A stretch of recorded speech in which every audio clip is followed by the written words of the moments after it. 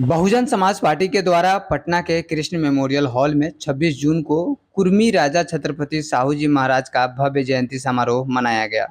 इस कार्यक्रम में मुख्य अतिथि के रूप में यूपी से आकाश आनंद आए, जो बसपा के मुख्य नेशनल कोऑर्डिनेटर हैं। पटना से प्रभाकर कुमार निराला, समाचार दर्पण। इस देश में बीएसपी की जरूरत क्यों है? बहुजन समाज पार्टी का ही दुश्मन सारा जमाना क्यों है?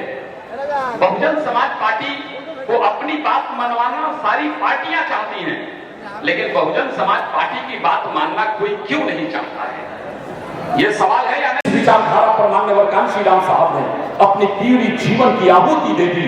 जिन विचारधारा को कायम करने के लिए छत्रपति साहू जी महाराज ने अपने पूरे जीवन को लगा दिया, महामना ज्योतिराव फूले ने लगा दिया और माता सावित्रीबाई फूले ने लगा दिया, माता फातिमा शेख ने लगाया। उन महापुरुषों के विचारों के साथ में समझौता नहीं कर सकते।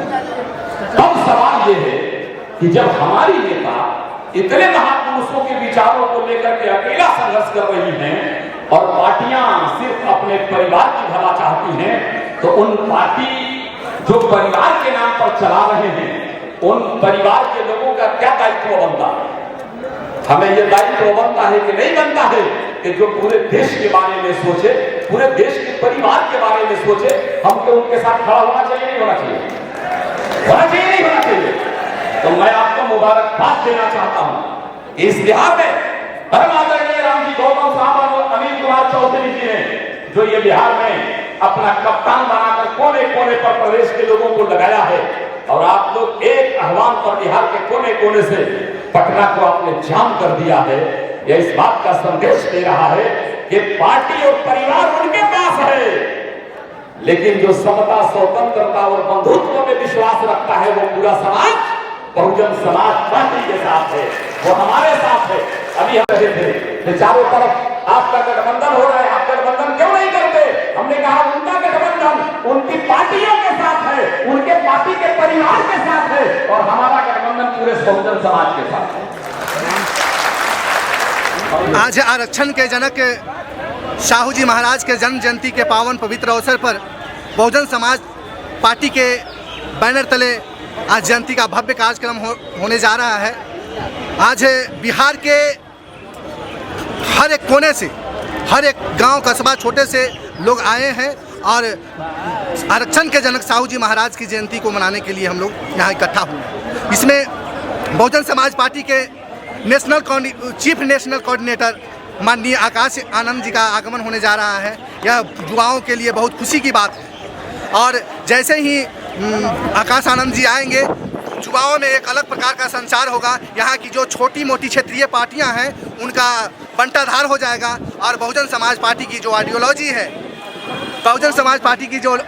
है, वो फिर से बिहार में कायम होने का काम करेगा। जिस प्रकार से बहुजन समाज पार्टी ने उत्तर प्रदेश को बहुजन प्रदेश बनाने का काम किया, उसी प्रकार जब हमारी सरकार बनेगी, हमारी चाहे किसी भी तरह की सरकार हो, चाहे वो गठजोड़ की सरकार होगी, चाहे हम ऊपर से समर्थन देकर सरकार बनाएंगे, लेकिन यहाँ महापुरुषों की विरासत को बचाने की काम करेंगे। और बहुजन समाज पार्टी बहुजनों के मिशन पर चलने वाली पार्टी है, और इस भारतवर्ष में मात्र दो ही पार्टियाँ हैं जो मिशनरी पार्टियाँ कही जाती है। एक हेडगेवार और सावरकर की विचारधारा को कायम करना चाहती है, तो एक पार्टी जो बहुजन समाज पार्टी है, बाबा साहब डॉक्टर भीमराव अंबेडकर के विचारों को प्रतिपादित करना चाहती है। इसलिए हम सब इकट्ठा हुए हैं, हर गांव कस्बा से लोग आए हैं, और जन जन तक यहाँ से लोग जाएंगे सुनकर, और अपने गांव में जाकर माननीय आकाश आनंद जी द्वारा जो निर्देश होगा, उसको गांव गांव में जाकर हम लोग कहने का काम करेंगे। बहुजन समाज पार्टी इकलौती ऐसी पार्टी है कि अकेले दम पर भी चुनाव लड़ती है, तो यहाँ हम